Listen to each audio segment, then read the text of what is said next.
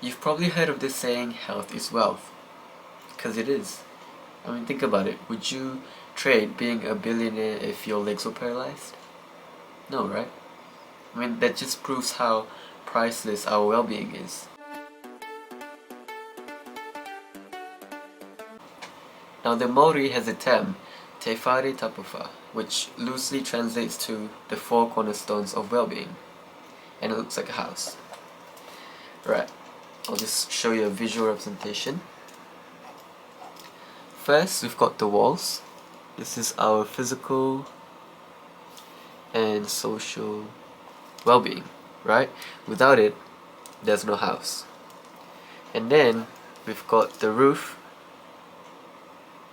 which is our spiritual, mental and emotional well-being. You know, in case life throws at you any challenges, your spiritual, mental and emotional, that's what gets you through things. And then last one is the floor, which is your roots.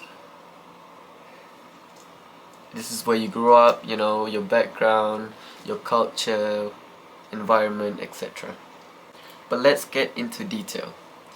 Now, let's start with the main one, which is physical. I feel like physical, everyone has sorted. Nevertheless, here are some tips on how to maximize your physical well-being. When it comes to sleep, it's the delts. And I'm not talking about the shoulders, I am talking about the acronym I just made up. So delts: D, duration; E, environment; L, lighting; T, temperature; S, sound. Duration, 6 to 8 hours, everyone knows this, you know.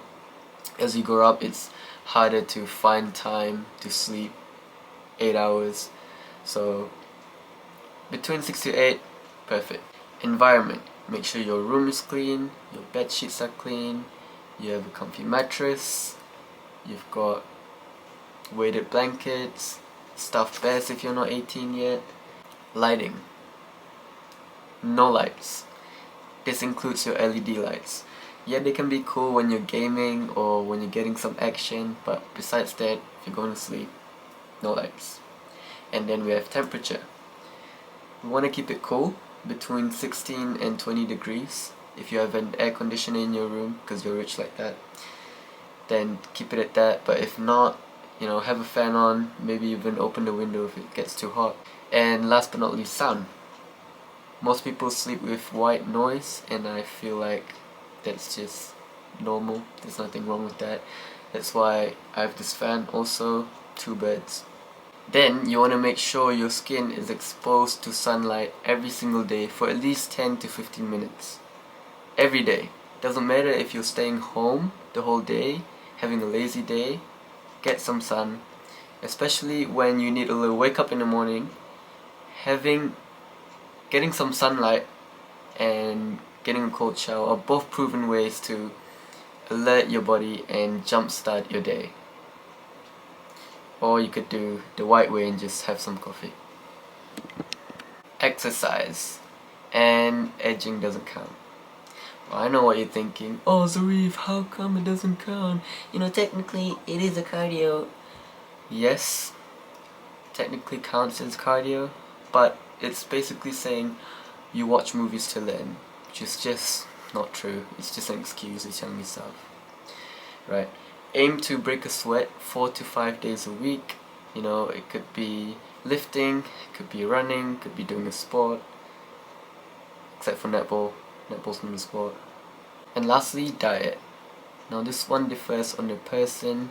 If you're like me and you're trying to gain weight, then it doesn't really matter, you just eat whatever you want, right? But if you're the opposite, then you'll have to find what works for you.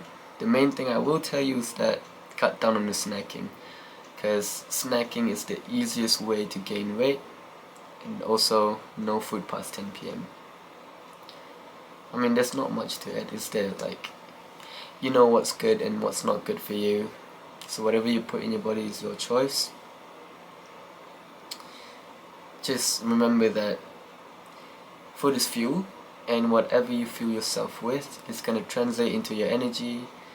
So if you're feeling sluggish, you know the reason. Let's move on to social. You probably want to skip this part since you have no social life.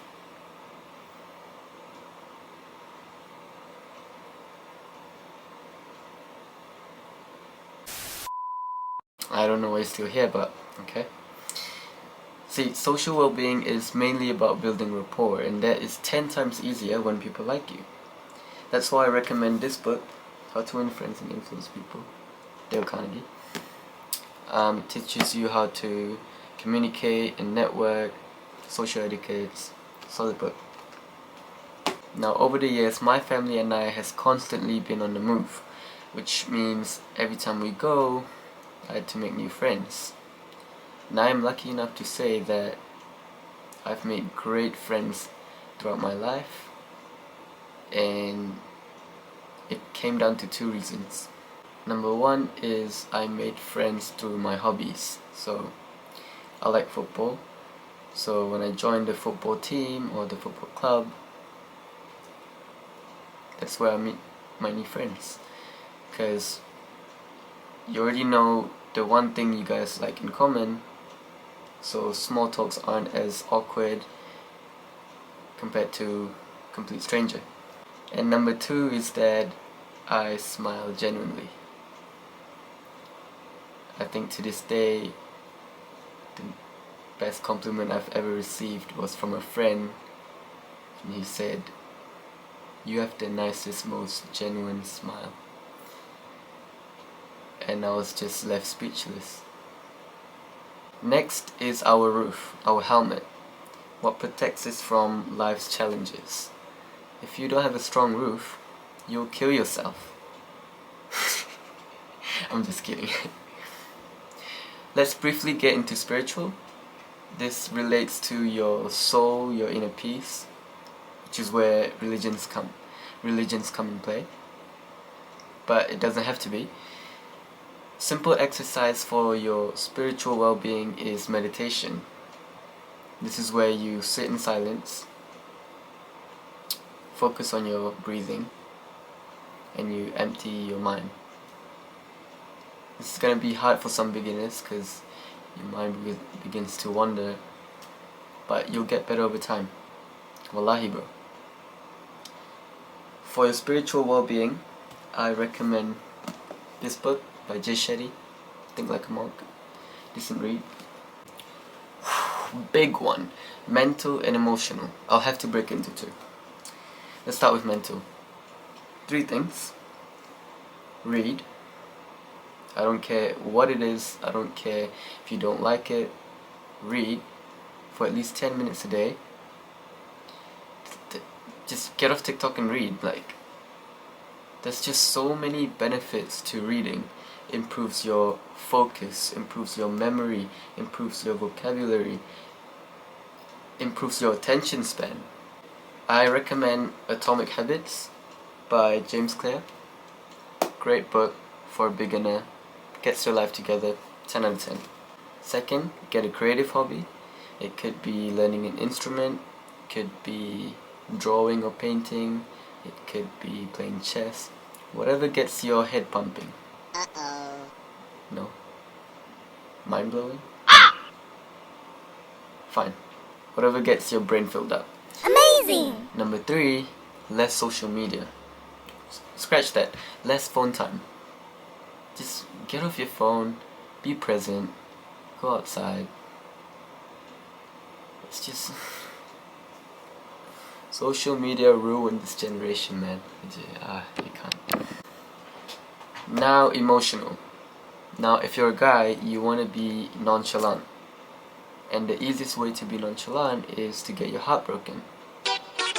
But if you can't get girls in the first place, then you want to practice with your friend.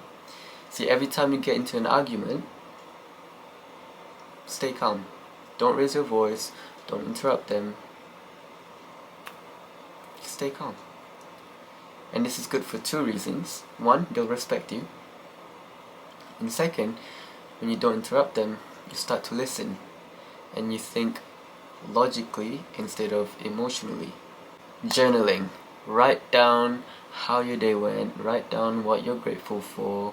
If you're upset, or stress, write down why. Let those feelings come to life, and you're gonna realize that once it's on paper, it's gonna be less complicated than what it seemed. Let me end today's video with a joke. Since it's nearly Valentine's Day, what did the girlfriend say on Valentine's Day? Stay home.